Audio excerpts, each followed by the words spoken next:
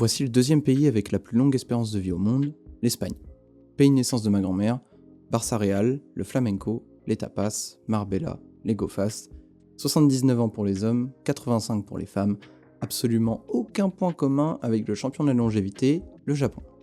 D'après l'OMS, ils atteindraient en moyenne 85 ans pour les hommes et 87 pour les femmes, avec le plus haut ratio de centenaires au monde, 452 pour 1 million.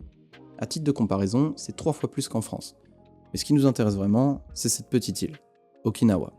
L'espérance de vie au Japon est très élevée, mais on constate des différences importantes à l'intérieur même du pays.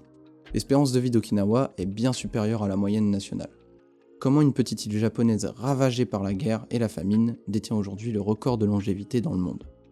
Même si beaucoup de centenaires reconnus sont nés aux États-Unis grâce à la tenue des registres d'état civil, nombreux sont ceux qui ont choisi de vivre dans des villages reculés. Que ce soit chez l'oncle Sam ou dans d'autres pays du monde, ils ont choisi la vie rurale, et cela implique des différences significatives dans leur mode de vie.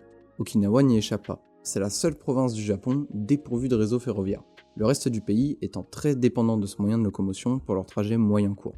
Ici, tout se fait à pied. Makoto Suzuki est un cardiologue de l'université de Ryukyu. Il a étudié les régimes alimentaires et le vieillissement à Okinawa depuis les années 70.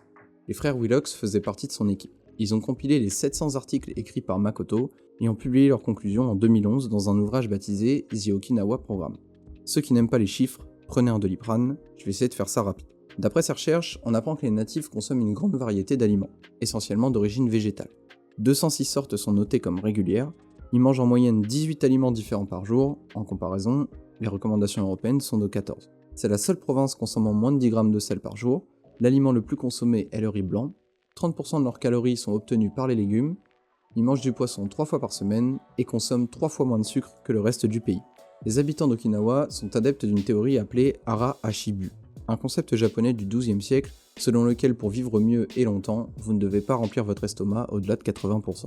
Sans pour autant être aux limites de la malnutrition, ingérer moins de calories que notre corps ne nous en réclame semble être un facteur de longévité. La moyenne journalière à Okinawa est de 1785 kcal, contre 2068 dans le reste du Japon.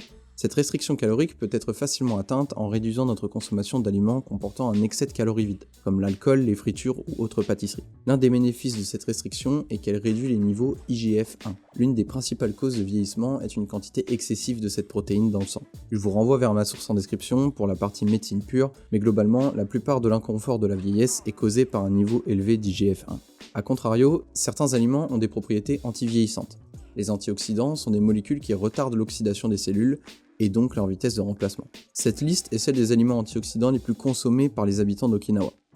Le professeur Howard Friedman de l'Université de Californie est spécialisé dans 3 domaines majeurs de la psychologie: la personnalité, les relations sociales et la santé. En 2004, il décide de réaliser une méta-analyse sur le lien entre le stress et la longévité. Il a compilé les données des 20 dernières années et en conclut que le stress soutenu et excessif est un ennemi de la santé physique et mentale. Les personnes ayant un faible niveau de stress avaient une consommation de tabac et d'alcool assez basse. Ils se lancent des défis, travaillent avec plus de ténacité pour atteindre leurs objectifs tout en maintenant une activité physique régulière. En effet, la sédentarité est l'ennemi numéro 1 de votre longévité, car elle favorise l'obésité et l'hypertension. Notre mode de vie occidental y est pourtant de plus en plus exposé. Il n'y a qu'à ouvrir votre application santé pour vous rendre compte du désastre. L'OMS recommande 10 000 pas par jour pour un adulte, et on est très loin du compte. En cherchant une statistique sur le nombre de personnes parvenant à atteindre ce chiffre, que je n'ai pas trouvé d'ailleurs, on m'a tout de suite proposé d'autres études qui débunkent ce fameux palier des 10 000 pas, en le rabaissant à seulement 4 000.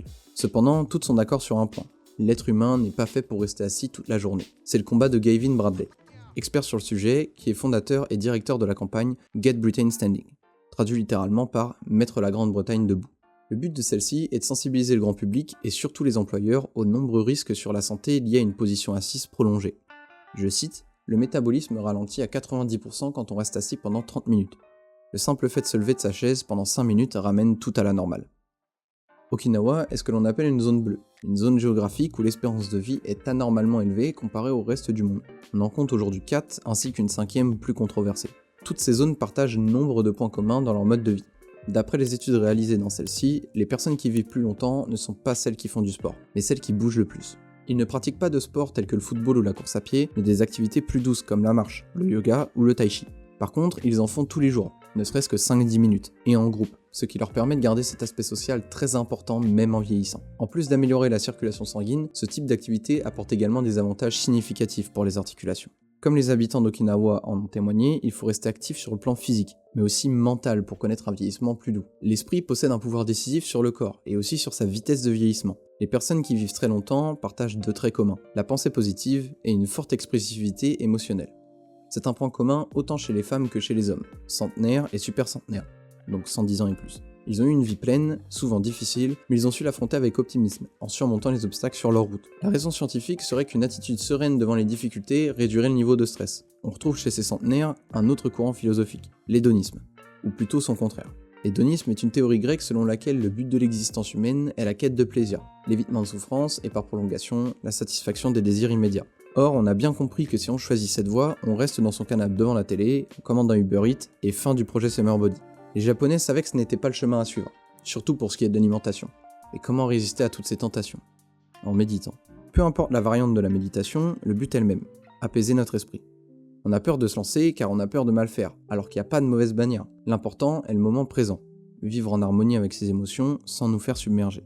À 92 ans, le professeur Soriano écrivit ce poème sur les secrets d'une longue vie. Vie saine et ordonnée, nourriture modérée, ne pas abuser des médicaments, chercher par tous les moyens à ne pas se laisser altérer par quoi que ce soit, exercice et divertissement, aucune appréhension, ne pas rester enfermé, avoir beaucoup de contacts et toujours une occupation. Pourquoi ne vous suicidez-vous pas? Viktor Frankl est le fondateur de la logothérapie, et c'est la première question qu'il pose à ses patients. Mais c'est quoi la logothérapie? C'est une méthode thérapeutique qui aide les gens à trouver des raisons de vivre. Frankl a mené des études dans sa clinique à Vienne, où il a découvert que 80% des gens reconnaissent le besoin de motivation pour vivre. Étonnamment, 60% d'entre eux seraient prêts à mourir pour une personne ou une cause. La recherche de sens devient alors une puissante force personnelle qui permet à l'homme d'atteindre ses objectifs. Ce processus se décline en 5 étapes. Premièrement, la personne ressent un vide, une frustration ou de l'angoisse. Deuxièmement, le thérapeute lui montre qu'elle éprouve le désir de mener une vie significative. Le patient découvre le sens de son existence, de ce moment de vie. À travers la volonté, le patient choisit d'accepter ou non ce désir. Enfin, cette impulsion vitale l'aide à surmonter les obstacles et les peines. La frustration existentielle survient lorsque le sens de la vie fait défaut ou dévie. Contrairement à d'autres thérapies qui voient cela comme de la dépression, Frankl l'interprète comme une angoisse spirituelle. Il affirmait que la santé requiert une dose de tension naturelle, qui apparaît lorsque l'on analyse ce qu'on a obtenu jusqu'à présent et ce qu'on veut obtenir par la suite. Je cite, « L'être humain n'a pas besoin d'une existence tranquille, mais d'un défi pour lequel déployer ses capacités et lutter. Dans nos sociétés modernes, nous observons souvent un vide existentiel. Les gens se retrouvent à suivre un chemin tracé par les autres au lieu de suivre leur propre voie. Cela peut conduire à ce que Frankl appelle la névrose du dimanche, où, face à l'interruption des obligations et la hâte de la semaine, on ressent un vide intérieur. Il n'y a qu'à voir le nombre de gagnants de loterie qui continuent de travailler ou tombent en dépression après leur gain. Cependant, il est important de noter que, comme l'a dit Sartre, l'homme ne crée pas le sens de son existence, il le découvre. Et ce sens est unique à chacun, et peut donc évoluer plusieurs fois dans une vie. Viktor Frankl est aussi un survivant d'Auschwitz. Il a constaté que ceux qui avaient un objectif en dehors des camps avaient de meilleures chances de survie. Pour lui, c'était de reconstituer un manuscrit dans lequel il avait pris note de ses recherches et développé des théories. Manuscrit qu'il s'est fait confisquer par les Allemands. Il s'est fixé pour objectif de le réécrire pour le publier à sa sortie du camp. Et c'est cette volonté de transmettre sa vision qui l'a aidé à surmonter une des épreuves les plus difficiles de l'humanité. Et on retrouve ça dans le principe de l'ikigai, concept japonais qui mériterait une vidéo à part entière. D'après celui-ci, notre activité principale doit cocher plusieurs cases pour devenir notre raison de vivre. Cependant, comme dit précédemment, on ne crée pas sa raison de vivre, on la découvre. Les centenaires japonais sont convaincus qu'une vie saine avec un but peut nous aider à augmenter notre longévité. Les artistes savent à quel point il est important de protéger son espace personnel, d'être à l'abri des distractions afin de se consacrer à son objectif de vie. Hayao Miyazaki en est le parfait exemple. Cofondateur et réalisateur de films d'animation du studio Ghibli, il ne possède pas d'ordinateur, il continue à utiliser un téléphone portable de la fin des années 90 et oblige toute son équipe à travailler à la main. Il réalise ses films en dessinant chaque détail sur le papier. Le studio Ghibli est l'un des seuls au monde où presque tout le processus d'animation se fait selon les techniques traditionnelles. Ceux qui ont eu la chance de visiter leurs locaux savent que s'ils s'y rendaient un dimanche, ils apercevraient une silhouette dans un coin de la pièce, la tête plongée dans son carnet, à dessiner.